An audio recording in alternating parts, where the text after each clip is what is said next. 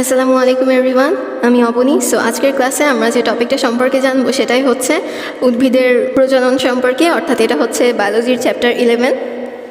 এটা হচ্ছে chapter 11-এর part 1, part 2 এবং পার্ট 3 আমি আপলোড করবো ইনশাল্লাহ। সো ওইটা হচ্ছে তোমার থাকবে হচ্ছে উদ্ভিদের প্রজনন এবং হচ্ছে প্রাণীর প্রজনন সম্পর্কে। সো আজকের পার্টে আমরা হচ্ছে ফুল সম্পর্কে জানবো, যেহেতু এই চ্যাপ্টারের প্রথমে ফুল সম্পর্কে বলা রয়েছে বিস্তারিত। সো এটা হচ্ছে আমরা আজকে ফুল সম্পর্কেই জানবো। এখন দেখো, ফুল জিনিসটা কি? ফুল জিনিসটা হচ্ছে উদ্ভিদের প্রজননের জন্য যে বিশেষ ধরনের বিটপ, সেটাই হচ্ছে তোমার ফুল। এখন দেখো, এই ফুলের কথা যেহেতু আসলোই, তাহলে আমরা একটা ফুল এঁকে ফেলছি।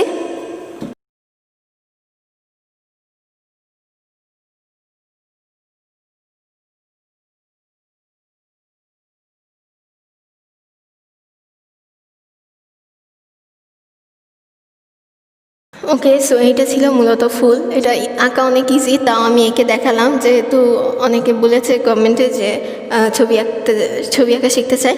সো এই জন্য হচ্ছে মূলত এই সিম্পল ওয়েতে আঁকলেই হবে, কারণ পরীক্ষার সময় অত বেশি টাইম থাকে না ভালোভাবে আঁকার।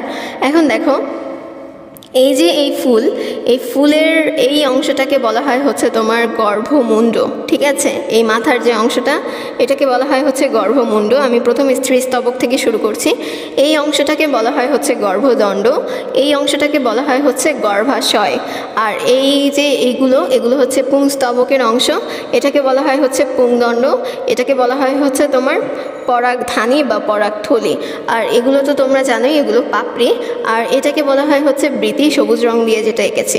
সো এখন হচ্ছে আমি তাহলে এগুলো লেবেলিং করে নিচ্ছি।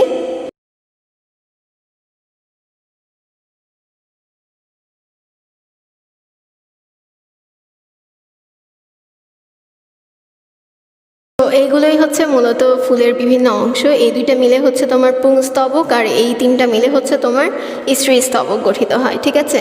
সো তোমাদেরকে যদি এখন একটা পুং ফুল আঁকতে বলে, তাহলে হচ্ছে তোমরা এই গর্ভাশয়, গর্ভদণ্ড এগুলো হচ্ছে তোমরা দিবা না, শুধুমাত্র এই পুংস্তবক আর পুংকেশর দিয়ে আঁকবে। আর যদি একটি স্ত্রী ফুল আঁকতে বলে, তাহলে হচ্ছে তোমরা এইগুলো তোমার এগুলো দিবে, কিন্তু এই পুংস্তবক দিবে না, এগুলো দিবে না, ঠিক আছে? আর হচ্ছে যদি তোমার বলা হয় যে একটা একলিঙ্গ ফুল আঁকো, তাহলে হচ্ছে তোমরা এই হয়তো গর্ভাশয়, গর্ভদণ্ড, গর্ভমুণ্ড এগুলো দিবে, আর এই পুংস্তবকের যে অংশগুলো এগুলো দিবে না। আর যদি বলা হয় যে তোমরা একটা সম্পূর্ণ ফুল আঁকো বা একটা উভলিঙ্গ ফুল আঁকো, তাহলে তো সবগুলোই দিতে হবে। এখন দেখো, ফুলের মূলত এই অংশগুলোই হচ্ছে তোমার সবচেয়ে বেশি ইম্পর্টেন্ট। পুষ্পাক্ষও রয়েছে বইতে, আমি সেটা লিখিনি। পুষ্পাক্ষ হচ্ছে ফুলের যে বৃন্ত শীর্ষে যেটা অবস্থান করে, সেটাই হচ্ছে তোমার পুষ্পাক্ষ। আর এই আমি আসছি হচ্ছে বৃতি থেকে। বৃতিকে ইংলিশে বলা হয় হচ্ছে তোমার ক্যালিক্স, ঠিক আছে? এই ফুলের যে বাইরের স্তবক, সেটাই হচ্ছে তোমার বৃতি। এই বৃতির কাজটাকে অ্যাকচুয়ালি কি? বৃতি হচ্ছে মূলত রোদ, বৃষ্টি, পোকার আক্রমণ থেকে ফুলের যে ভেতরের অংশগুলো রয়েছে সেগুলোকে রক্ষা করে। আবার রঙিন হলে হচ্ছে এগুলো পরাগায়নেও সাহায্য করে থাকে। এরপর রয়েছে দলমণ্ডল বা করলা। এই দলমণ্ডল বলা হয় হচ্ছে তোমার এই পাপড়িগুলোকে। এই পাপড়ি যেহেতু আমরা দেখি যে পাপড়ি রঙিন হয় সাধারণত, এবং পাপড়ির প্রতি আমরা সবাই আকৃষ্ট। এই পাপড়ির প্রতি হচ্ছে তোমার পোকামাকড়, পশু পাখি এগুলোও হচ্ছে তোমার আকৃষ্ট, এবং এগুলো হচ্ছে তোমার পোকামাকড়, পশু পাখিকে আকর্ষণ করে, এবং এগুলো হচ্ছে পরাগায়নে সাহায্য করে। এরপরে পুংস্তবকের অংশগুলো তো আমি দেখালামই, যে পুংদণ্ড হচ্ছে পুংকেশরের যে দণ্ডের মতো অংশ, অর্থাৎ এই অংশগুলো, এগুলো হচ্ছে পুংদণ্ড। আর পরাগধানী হচ্ছে তোমার এই থলির মতো যে অংশ, যে জায়গায় হচ্ছে তোমার পরাগ উৎপন্ন হয়, সেটাই হচ্ছে পরাগধানী বা পরাগথলি। এখন এই পুংস্তবকের মূলত হচ্ছে এটা ফুলের তৃতীয় স্তবক, আর এটার যে প্রতিটি অংশ, এই প্রতিটি অংশকে বলা হয় হচ্ছে তোমার পুংকেশর। অর্থাৎ এই পুংদণ্ড এবং পরাগধানী মিলে যে অংশটা তৈরি হয়, এটাকে বলা হয় হচ্ছে তোমার পুংকেশর। এবং অনেকগুলো পুংকেশর মিলেই হচ্ছে তোমার এই পুংস্তবকটা গঠিত হয়। এবং এই পুংকেশরের যে দুইটা অংশ, এই দুইটা অংশ তোমাদের বলেছি যে পরাগধানী আর হচ্ছে পুংদণ্ড, ঠিক আছে? এরপরে রয়েছে স্ত্রীস্তবক বা জেনোসিয়াম। এটা হচ্ছে তোমার যে স্ত্রীস্তবক, সেটাই স্ত্রীস্তবক হচ্ছে তোমার এক বা একাধিক গর্ভপত্র নিয়ে গঠিত। মানে হচ্ছে এই পুংস্তবকটা যেমন এক বা একাধিক পুংকেশর নিয়ে গঠিত ছিল, স্ত্রীস্তবকটা হচ্ছে তোমার এক বা একাধিক গর্ভপত্র নিয়ে গঠিত। আর এই গর্ভপত্রেরও হচ্ছে তোমার তিনটা অংশ, সেগুলো হচ্ছে গর্ভদণ্ড, গর্ভমুণ্ড এবং গর্ভাশয়। গর্ভমুণ্ড হচ্ছে এই মাথার অংশটা, গর্ভদণ্ড হচ্ছে এটা ওই দণ্ডের মতো অংশটা, আর গর্ভাশয় যে এই ফুল অংশটা সেটা। আর এই গর্ভাশয়ের ভিতরে তোমরা দেখতে পাচ্ছ এক বা একাধিক ডিম্বক বিশেষ নিয়মে সজ্জিত থাকছে, অর্থাৎ এই ডিম্বাণু হচ্ছে তোমার সরাসরি প্রজননে অংশ নিচ্ছে। তাহলে আশা করি এই ফুলের যে বিভিন্ন অংশ এটা তোমরা বুঝতে পেরেছো। এখন দেখো এই পরাগধানীর মধ্যে যে পরাগরেণু উৎপন্ন হয়েছে এবং অর্থাৎ শুক্রাণু উৎপন্ন হয়েছে, এরপরে স্ত্রীস্তবকের যে ডিম্বক, এই স্ত্রীস্তবকের ডিম্বাণুর মধ্যে হচ্ছে ডিম্বকের মধ্যে হচ্ছে তোমার ডিম্বাণু তৈরি হবে। ডিম্বক মানে হচ্ছে তোমার যে ডিম্বাণুটাকে ধারণ করছে। সো এই ডিম্বকের ভেতরে হচ্ছে তোমার ডিম্বাণু উৎপন্ন হবে এবং তোমার পুং গ্যামেটটা হচ্ছে তোমার এই ডিম্বাণুটাকে নিষিক্ত করবে। এই পরাগরেণুকে তোমার হচ্ছে এই জন্য অবশ্যই এই ডিম্বাণুর কাছে আসতে হবে। মানে হচ্ছে এই জায়গায় যে পুংস্তবকে যে তোমার পুংকেশরটা তৈরি হলো, এটাকে কি অবশ্যই হচ্ছে তোমার ডিম্বাণুকে আসতে হবে, যেহেতু এটা হচ্ছে তোমার শুক্রাণু প্রডিউস করছে। আর এই জায়গায় ডিম্বাণু রয়েছে, তাহলে এই ডিম্বাণু হচ্ছে তোমার যেহেতু নিশ্চল, এটা তোমার এই সচল থাকবে না। আর পুংকেশরের যেহেতু তোমার হচ্ছে অর্থাৎ পরাগরেণুর যেহেতু হচ্ছে তোমার চলাচল করতে পারে, সো এটা হচ্ছে তোমার নালী প্রোডাকশন করে এই ডিম্বাণুর কাছে আসবে, যেটা আমরা উদ্ভিদের প্রজননে আরও বিস্তারিত জানতে পারবো।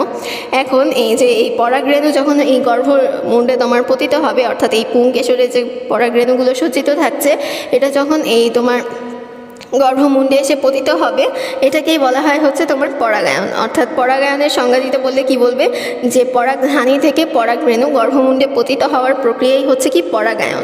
এখন একই ফুলের স্ত্রীস্তবক এবং পুংস্তবকের মাধ্যমে যদি পরাগায়ন ঘটে, তাহলে সেটা হচ্ছে তোমার স্বপরাগায়ন। মানে হচ্ছে একই গাছে বা একই ফুলে যখন পুংস্তবক এবং স্ত্রীস্তবক উভয়টাই থাকে, তখন তাদের মধ্যে যে পরাগায়নটা ঘটে, এটাকে বলা হয় হচ্ছে স্বপরাগায়ন। আর যখন দুইটা ভিন্ন ফুলে যখন পরাগায়ন ঘটবে, মানে হচ্ছে একই জাতের দুইটা ভিন্ন ফুলে, যেমন হচ্ছে তোমার কুমড়া একটা গাছ, এই কুমড়া গাছের স্ত্রী ফুলও আছে, পুরুষ ফুলও আছে। সো স্ত্রী ফুল এবং পুরুষ ফুলের মধ্যে যখন পরাগায়নটা ঘটবে, তখন সেটাকে বলা হয় হচ্ছে পরপরাগায়ন। এখন আমরা জানবো হচ্ছে স্বপরাগায়ন এবং পরপরাগায়নের মধ্যে যে ডিফারেন্সটা রয়েছে সেটা সম্পর্কে। সো স্বপরাগায়ন এবং পরপরাগায়নের মধ্যে পার্থক্য তোমরা ক্লাস 8 থেকেই পড়ে আসছো। 8-এ আছে, 7-এ আছে, অনেক ক্লাসেই ছিল আগের ছোট ক্লাসে। সো এটা তেমন কিছুই না, আমি হাইয়েস্ট ইনফরমেশন দেওয়ারই চেষ্টা করেছি। এখন দেখো, স্বপরাগায়নটা কি, ফুলের পরাগধানী থেকে পরাগরেণু একই ফুলে অথবা একই জাতের গাছের ফুলের গর্ভমুণ্ডে পতিত হওয়ার প্রক্রিয়াকেই বলা হয় হচ্ছে স্বপরাগায়ন। মানে হচ্ছে তোমার একই ফুল থাকতে হবে, যেমনটা আমরা দেখেছিলাম সম্পূর্ণ ফুলে কি পুংস্তবক এবং স্ত্রীস্তবক একই ছিল, এবং হচ্ছে তোমার একটা ফুলেই ছিল। যখন এই একটা ফুলের মধ্যেই যখন পরাগায়ন ঘটবে, অথবা একটা গাছে তোমার পুংস্তবকও থাকতে পারে, স্ত্রীস্তবকও থাকতে পারে। সো এই একটা গাছের মধ্যে যখন পরাগায়ন ঘটবে, তখন সেটাকে বলা হয় হচ্ছে স্বপরাগায়ন। আর পরপরাগায়ন বা ক্রস পলিনেশনটা কি, সেটা হচ্ছে তোমার ফুলের পরাগধানী হতে পরাগরেণু একই প্রজাতির অন্য উদ্ভিদের স্ত্রী ফুলের গর্ভমুণ্ডে পতিত হওয়ার প্রক্রিয়া। মানে হচ্ছে জাতটা ভিন্ন হবে, অর্থাৎ পুং ফুল অথবা স্ত্রী ফুল হবে, কিন্তু হচ্ছে তোমার একই প্রজাতির হবে। মানে যদি কুমড়া ফুল হয় সেই কুমড়া ফুলই হবে, অথবা লাউ ফুল হলে লাউ ফুল হবে। সো এইরকম হচ্ছে তোমার একই প্রজাতি থাকবে, কিন্তু হচ্ছে তোমার জাতটা ভিন্ন হবে, মানে পুরুষ অথবা স্ত্রী হবে। এরপরে রয়েছে স্বপরাগায়নে, তো তোমরা জানো কোনো বাহকের প্রয়োজন হয় না। আর পরপরাগায়নে বিভিন্ন ধরনের বাহকের প্রয়োজন হয়, যেমন হচ্ছে তোমার পানি, বায়ু, পতঙ্গ, প্রাণী, এগুলো হচ্ছে তোমার পরপরাগায়নে বাহক হিসেবে কাজ করে। এরপরে স্বপরাগায়নে পরাগায়ন অনেকটা নিশ্চিত হয়, আর বাহকের প্রয়োজনে অনেকটা অনিশ্চিত হয়। মানে হচ্ছে পরপরাগায়নে যেহেতু বাহকের প্রয়োজন হচ্ছে, এজন্য হচ্ছে এটা অনেকটা অনিশ্চিত। এরপরে 4-এ দেখো যে এই জায়গায় প্রজাতিগত বৈশিষ্ট্য রক্ষিত হয়।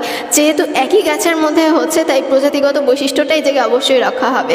যেহেতু একটা ভিন্ন গাছের মধ্যে হচ্ছে, অর্থাৎ ভিন্ন তোমার দুইটা গাছের মধ্যে হচ্ছে, এই জন্য হচ্ছে প্রজাতিগত বৈশিষ্ট্য থাকবে না।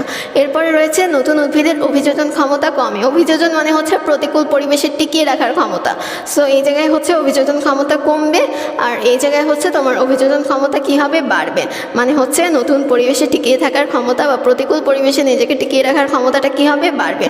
এরপরে রয়েছে গাছ কম জীবনী শক্তি হয়, জীবনী শক্তি সম্পন্ন হবে। অর্থাৎ মানে হচ্ছে গাছের জীবনী শক্তিটা কি হবে, কম থাকবে।